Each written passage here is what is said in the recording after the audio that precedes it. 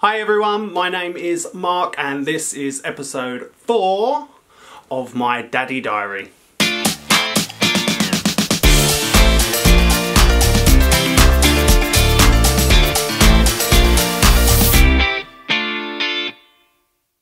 Can you believe it? Sophie is now 4 weeks old already. That means she's like literally 2 days off of being 1 month old already. I don't know where the time has gone. It has absolutely flown by. Lisa is already joking about the fact that the last 4 weeks have gone probably 4 times the speed as the last 4 weeks of the pregnancy, which for her, I guess it really did drag. I don't know if it dragged so much for me or not. I kind of just went with it. But yeah, so she's already coming up to 1 month old. It's amazing because everyone warns you how quick it goes and how much you need to enjoy it all. And it's so very, very true. Already she's looking bigger, her little features, she's filling into her features a little bit more now. So, you know, her cheeks are there and she's got a little bit more of a nose. She still has her gorgeous eyes, which so many people, thank you everyone on Instagram that comments on how beautiful her eyes are. If there was one sort of feature I think that I could ask her to keep, it would be her eye colour, because they're kind of like that silvery grey / blue. It's almost like a slaty colour and it just looks so lovely. And when she looks at you with them, obviously you just fall in love with her. Well, I do. I know my husband does, and all of our family do. A lot of our friends do. So, you know, it's winning. That eye colour is a winning eye colour.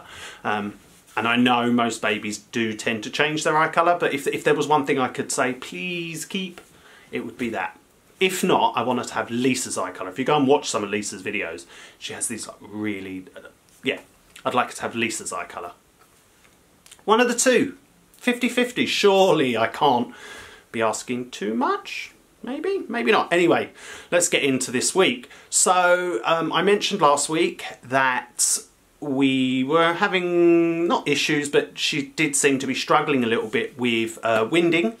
And I did actually respond to some of the comments and some of the suggestions, so thank you everyone for those suggestions. We did indeed, actually the same day, we started trying a new bottle. It's still a Tommy Tippy bottle. That's the ones that we bought from birth. This one we noticed it, or I noticed it in the shop, and it said that it had an 80% reduction for colic. And I know colic and winding and all of that can be intertwined. So I kind of just thought, let's give it a go. And I'm really happy to say that it certainly seems to be working. It's far easier getting her to wind now. So the Infocol did help, but these bottles have been amazing. I think they're called Advanced Anti-Colic Tommy Tippy bottles. So, and they didn't cost that much, totally worth it if it means that she's winding better, we're sort of running the risk of her being ill a lot less. And just generally, yeah, it's all good. So I just wanted to give a bit of an update on that really. But yeah. I also this week managed to get her registered at the doctor's, and we're already booked in for her first appointment. There was some confusion because, again, this is a surrogacy situation. Now, normally a baby would be booked in with birth mother to see the doctor at 6 weeks, but the doctors quite helpfully informed me that actually the 6-week appointment is usually more for the mother and that we didn't need to go until 8 weeks. Which also ties in with the immunisations, or her first lot of immunisations. Now, I'm not going to I don't really want to get into this whole debate. I don't want this to turn into that. I have my own personal views on immunisations. I will say we are going to be immunising her because I think, again, not going to get into it. We will be immunising her. I have a few questions that I want to address with the doctor in terms of time frames maybe, but generally speaking we'll start when they're supposed to start. And I don't, like I say, I don't want to get into that because I know it's quite a controversial subject. You've got so much information out there on the internet, and I have done a lot of reading, a lot of research. I've talked to a lot of other mothers, some that have had bad experience, some that have not had any issues whatsoever. You know, I've tried to give myself as an informed decision as possible. And like I say, ultimately we will be giving those immunisations, and please let's not get into that conversation in the comments. I'd rather not, because I just think it's a quick route to very heated arguments over it. And you know, each parent does what they think is best, and I think whatever happens, fair play to you, and I'll leave it there on that. Also this week, we've actually been buying quite a few bits this week, just little bits and pieces that we thought might help. We've sort of noticed that when we go to put her down, if she's not quite ready to go down and she just wants to be awake for a while, i.e. she doesn't need feeding, she doesn't need changing, she doesn't need winding, but she also doesn't want to sleep, she really doesn't like laying down too much, and a lot of what we had would mean she's laying down. So my husband actually just spotted it in a supermarket, I think it was Asda, and got a nursing pillow. And it was only like £7.50, like for this huge, great big pillow, like a U-shaped thing. And it is brilliant. She absolutely loves it. I think part of the problem, like if you put her down, she might have been in a Moses basket, or she was in like a little bouncy chair thing, and she couldn't always see what was going on around her. Whereas on this, we can have her up next to us on the sofa, have her rested on it, and she loves it. She sits there smiling and gurgling and looking around the room, so I think we're onto a winner with that one. Like I say, it was like £7.50. You can't really go wrong. So that was something we bought this week. We also bought her very, very first snowsuit. We do have a couple of coats that were bought by a relative, which are really absolutely adorable, and we love them. But we also wanted to get her a full-length snowsuit for when we're out and about and when the weather gets cold, as it already is. We were really indulgent, I'll be honest, and we have been indulgent with clothes a little bit. We got a Baker by Ted Baker snowsuit, and we bought it in Debenhams. It was quite expensive, but it was absolutely worth it. If those of you who do follow me on Instagram would have seen it, I might try and pop a little picture somewhere, maybe.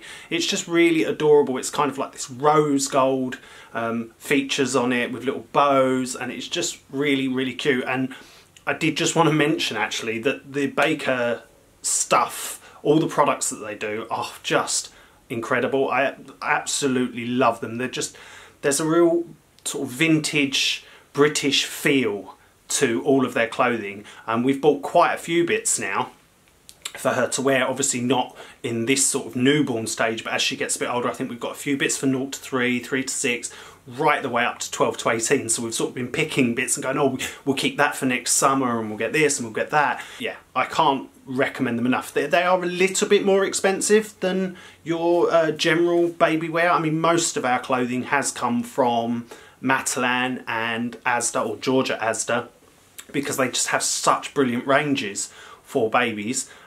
Particularly, I found Matalan had a lot of stuff that was not always pink, which, yay, because as much as I love her to be girly and be in pink, you know, there are other colours out there we would like to dress her in too. And then Georgia Asda, again, it's just so affordable, and there's so much choice there. They have loads of Disney stuff, which we love to buy, loads of really cute stuff, lots of pastel colours, and it's just really nice stuff. So they're my recommendations, I guess. If you want some really, really fancy stuff, definitely have a look at Baker by Ted Baker, and I believe that's exclusive to Debenhams. I may be wrong. I've only ever seen it in Debenhams. Matalan and Georgia Asda, they're sort of the three big ones that we go for when we're buying new outfits for Sophie. As I mentioned last week, there had been a few challenges throughout the week, and of course some of those have continued this week. We've had a few sort of challenges around sleep time, sometimes around the weather. Like I don't think she's enjoying the colder weather at the moment, because it means she's got to be wrapped up, and I don't think she likes it as much, but you know, what can you do? She's got to stay warm. Of a night time, we've only had really a couple of nights that have been rough, but generally they're fine. I was quite proud of myself. I managed one of the night feeds. She literally woke up, I had her changed, I had her milked, or fed, milked? Not milking my baby. I had her fed and winded, back into bed in 30 minutes. I was very pleased with myself, and then she paid me back for it on the next feed when she was like, no, I'm staying up for 2 hours now. And that was the one that was the middle of the night, like 3 in the morning. Brilliant. Touche, Sophie. Touche. Obviously, I mentioned that Mark, my husband, had gone back to work, so we've obviously had to get into that routine, which has actually gone really well, to be honest. Obviously, I did the first sort of overnight, as it were, on the Sunday before episode 3, and I carried on right the way through. So like, I did Sunday, Monday, Tuesday, Wednesday and Thursday night, so that Mark could get plenty of sleep and hopefully not get up too late for work or anything like that. And it's worked. It's gone really well. Well, obviously I don't think Mark's enjoying it so much because he's at work all the time, but you know, in terms of me being up every night, up and down, I've been fine. There's been a couple of times throughout the week where I have felt extremely tired and I've had to sort of stop what I was doing. When she went for a nap, I had to get a few hours sleep. But generally speaking, because she's sleeping the 4 hours overnight, I'm getting enough. I'm doing okay. I don't feel too bad. I think what I find more of a strain is when she just screams at me. We had a bit of a screaming abdab, I think it was on Friday during the day. She just seemed a bit ratty and she screamed at me right in my face. Anyone would think that I was murdering her or I was doing something to really hurt her, which in turn really upset me. I put my hands up and say I bawled my eyes out. I got very upset because, again, it's that whole question of not so much I'm failing, I'm a terrible dad, but seeing her that upset broke my heart. Really upset me. And I know that like Mark has experienced it as well. He had a moment where he just went, I don't understand. I don't know why she's still screaming. When she's got to be in a bonnet and you have to kind of cycle through each thing to try and work out what it is that's bothering her. And sometimes you get through, like you do the feeding and we wind and then we change her and she's still screaming at you and you're just kind of like, maybe there's something else at play. There were concerns at one point that maybe she was a bit constipated, but actually she's doing 2 nappies a day and they're fairly substantial. Put it this way, I'm never eating chicken korma again. Side note, everything is running as it normally should. I mean, I think at one point I did think about calling the health visitor and then she perked up and she was fine. So there's a bit of me that thinks, oh, maybe she's just playing me. I don't know. I'm not really in any concern for her health because she is still feeding, she is still weeing and she is still pooping. So, you know, if there was something really wrong, I wouldn't have thought she'll do those things so much.